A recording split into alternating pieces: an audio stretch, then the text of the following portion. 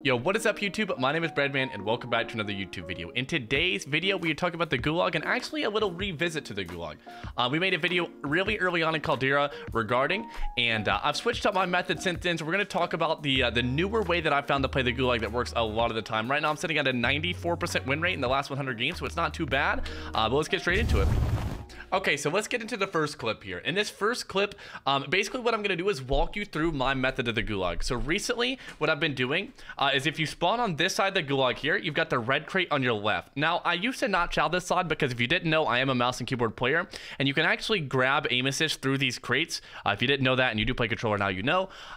So that's why I kind of didn't go to that side. So originally, I used to go to the right, but recently that hasn't been working as much. So now I go to the left towards the red crate if you do spawn on this side, and I chow the far side. So we'll go ahead and watch this Gulag real quick, see how it plays out.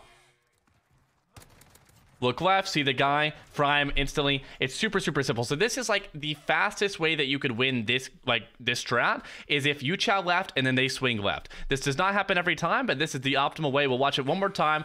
I do 2 fast slides, hit the left side, and boom, we're already there. We're shooting him. So let's hop into the next clip and kind of see how it can go differently, because it will.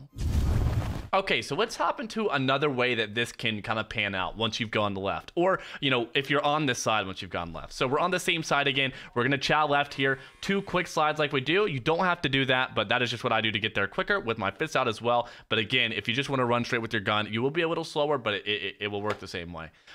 So I've chowed left here, and I don't see anybody. Normally, if they cross this way, they're going to show up on the other side of the crate. I haven't seen anyone cross, so either he's behind the crate or he's not here.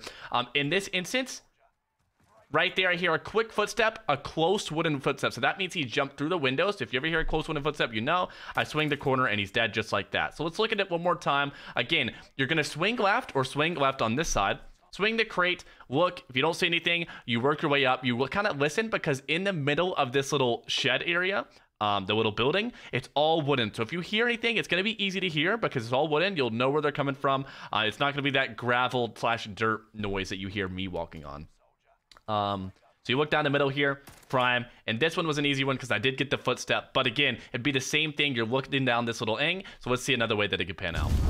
Okay, so now we are on the other side of the Gulag, but the strat is still the same. We're going to chow the red crate, look down the angle. If we don't see anything, chow mid, and then we'll see where we need to go from there. Chow the right side, don't see anything. Chow mid, I see him moving mid left, so I'm going to chow him real fast, and he's dead just like that. So the perks of playing the outside like this is you could look through and you have line of sight on the entire angle. If they're moving by, like I saw him move by mid, it's super easy to chow him and kind of take him off guard, because my jump chow right there, I wasn't really risking too much because I had so much information on him and he had nothing on me. So I got, you know, I don't even think it did hit me. It kind of just caught him off guard. So we'll look at it one more time. We'll kind of see what's going on. So I chow the right side. And again, I'm looking at this side of the crate, the left side from this angle.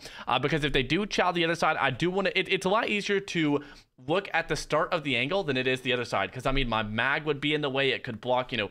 Some of the gun models just don't work out for this like that. If this was an Owen gun, where the mag was on this side, I would look over here. But look wherever the gun model doesn't prevent you to look.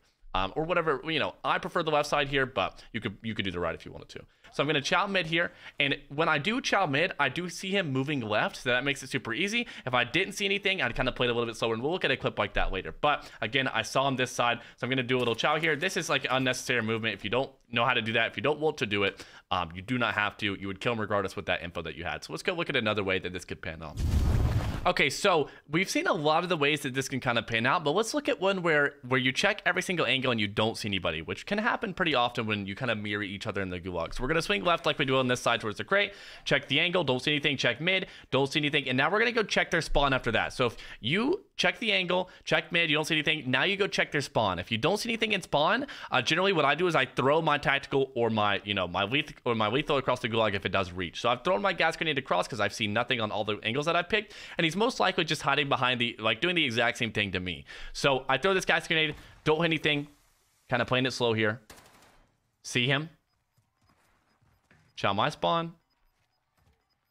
Hear him coughing on my thing, throw a C4 in mid, don't see anything.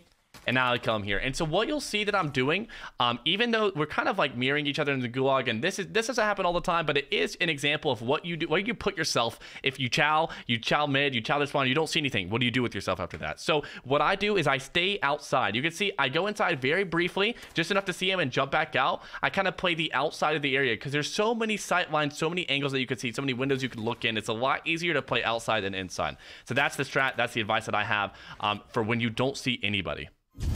That is the end of the video. I hope you like the updated version of how I play the Gulag. It is, gotten me a ton of wins. Hopefully it can do the same for you. If you don't like this method, you may like the other method that I posted before. So go check out the other Gulag video. We'll have that link in the description. But regardless, if you did like the video, make sure you drop a like and a comment and make sure you subscribe. We're posting all the time. I do appreciate you guys for watching. Peace.